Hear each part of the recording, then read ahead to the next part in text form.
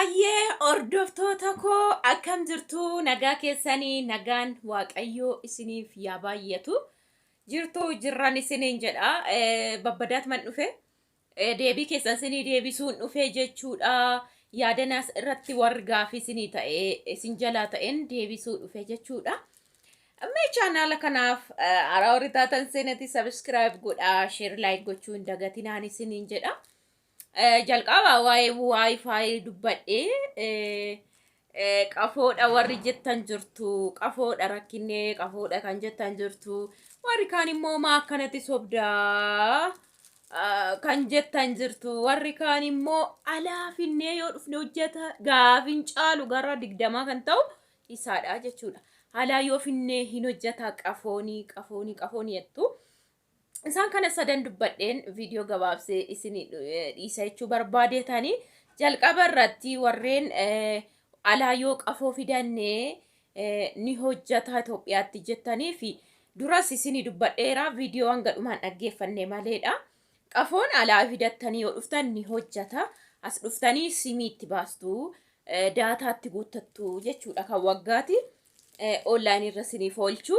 Fidattanii yoo dhuftan rakkoo hin qabu jechuudha. Surumaayyuu meeshaa alaa dhufuudha kan orjinaalli amma tokko qafoonumtuu kan isinii turu jechuudha. Yoo fidattan isiniif hojjetan sirriitti jechuudha. Garuu akkuma isiniin jedhee I think isaa fi jechichi birriin akka duraa miti dabalee jira jechuudha. Qafoo fidadhaati koottaa saaminna bukkeedhaa haasa'a. Qafoo fidadhaati koottaa eeyyee ni hojjeta. Akkuma viidiyoo kan argitanii dhaggeeffadha. Kanaafan dursee isinii jedhe gaafii baay'eedha gaafiin akkasii jechuudha. Saamin isaa kana booda yuutuubiin hojjechuu jalqaba.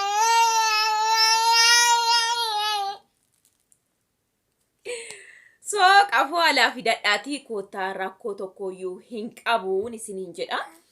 Kun gaafii warra alaa fidannee ni hojjetaa qafoo jettaniiti. Simiin garuu asitti guutama jechuudha. Daatan waggaa suni jechuudha.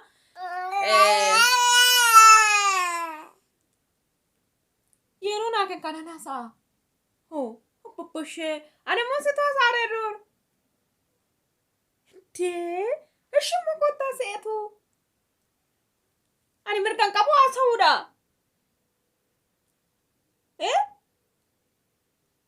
haasa'een fixaa qooyi ani hannaan haasa'e yeroo sii kenne ati immoo haasa'e deemaan akkatti sagalee lama akkamitti dhaggeeffatu daawwattoonni keenya. Ishii kan abbaa jirra caalu booda nuuf kennu an duraa sa'e achii booda haasoftaa qooyi.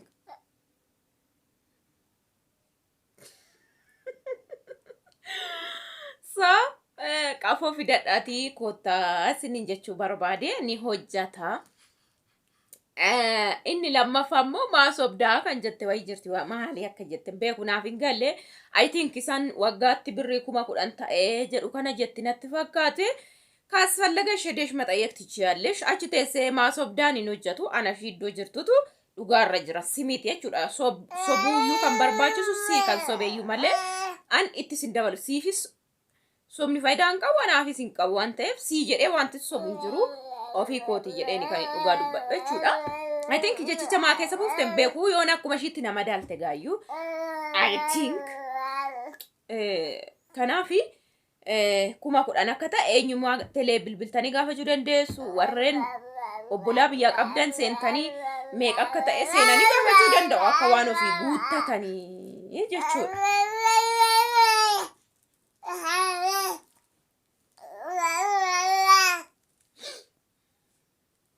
Eshi aguuttatan soba miti ranni nanaasa'e soba miti jedhe saame soba miti dhugaadha waan ishin jette dhagaa seeranii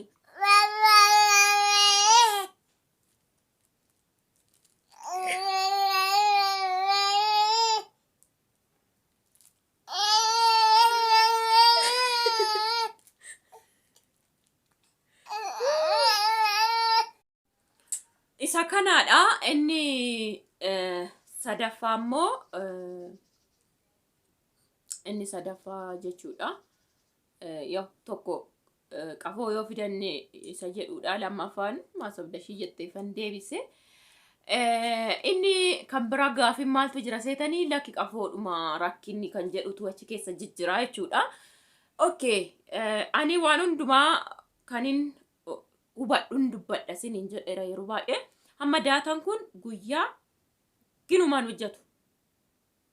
Kan koo jechuudha gaa. Gadi butani barri siniin jedheera. 4GB ture silaa qafichi kan hojjechuu qabu sirriitti automaatikaalii hojjechuu qaba waan ta'eef jechuudha. Kanaafi amma saatii 11 minaamin ginumaan hojjetu jechuudha. Baqa viidiyoo tokko akkuma siniin jedhe ilaaleen fixu jechuudha. Garuu halkan keessaa saan lama booda eeggit godhe addayyuu la sumuunis hin jalaan kutu. Qafoo dhaare qafoo ta'e guyyaa maafi guyyaa didee halkanis maan didin qafoo yoo ta'e. Amma fakkeenya saan lama booda anatu daa'imaa fi malee waan fedhe ilaalaa bulaa jechuudha. Akkam fedhetin ilaalaa jechuudha. Qafoo yoo ta'e bakka qafoodha gisee hunduma saatii 24 keessatti bifuma tokkoon si hojjeta sirakkisaa bakka kanuma jechuudha qafoo yoo ta'e. Garuu kun saatii 12 booda kun akka saatii tokkoon booda 12 booda gadi dhiisuu jammaru jechuudha. Gadi dhiisuu guyyaa guutuu akkas tolee jechuudha. Halkan immoo isinirra bullaan akka feetanitti hojjeta bakka firii abbaan fe'e 20 yoo saaqate jechuudha. Maaliif networkii wanta qabanii gadi dhiisan osaan harka jira gaa beektanii si'a tokko 4GB qabuu danda'u saatii amma kana kan jedhamu booda immoo gadi dhiisuu danda'u jechuudha. Galgala namnuu Itoophiyaa keessatti saatii 2 booda fi saatii fuu yaaddoo keessa jira. Galee rafeera nam dhugaan isiniin jedha saatii kana saatii 12 booda nu biratti waliisotti jechuudha baajaajiin oofamuu hin danda'amu. Bakka seera baay'eedhaaf waan baay'eedhaaf jechuudha. Kanaaf namni mana isaatti ol deebi'eera amma saatii 2tti tuma wallaalu maal jedhu deebi'ee dhaqee rafa jechuudha. Sanaan booda waan hojjetuuf gadi dhiisu jechuudha.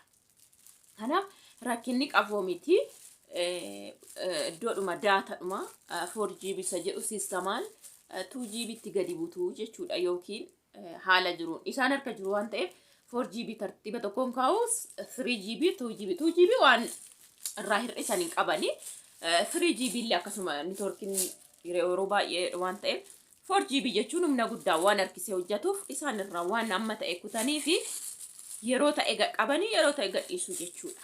Kanaafi networkiif jecha akka networkiin giddu galeessa ta'uufitti si qofaaf akka hojjetu fakkeenya yeroo sana warri gaa 3GB 2GB amma tokko ni fayyadamu jechuudha guyyaa. Ammuma nani banu sana bananii ilaalu isaanis jechuudha. Otoo immoo kan koo muluu hojjete kan isaanii baay'ee dadhabaadha jechuudha. Kanaaf guyyaa giddu galeessa godhu muluu isaa jechuudha. Kanaadha gaaffii yoo qabaattan na gaafachuu dandeessu garuu qafoo eenyu keessanuu fidaatanii dhufuu dandeessu jechuudha. Garuu gatiin waggaa itti guuttan dabaleera. Duraan 6,000 ture amma 10,000. In fidannu jedhume. Ani saami ilaalin qabu jedhu ijoolleen tokko saami dhumni pagisiisinaan jedhan hin jedheen immoo. Maal jettan? Gaaf tokko yaada kennitaachu baate. Anyways jedhaa oduu sitti dheeressee kun viidiyoo nan hojjechiisu. Hirrafu guyyaa hojjecha asmaraadha Itoophiyaa keessa guyyaa falkan hojjetaniitu hin ta'uu jedhee ta'a mucaan kun. Hirrafu maaf harrafa? Maaltu giddiin naqabeetiin? Jettamtee? Akkas jettamtee? Dhageetii.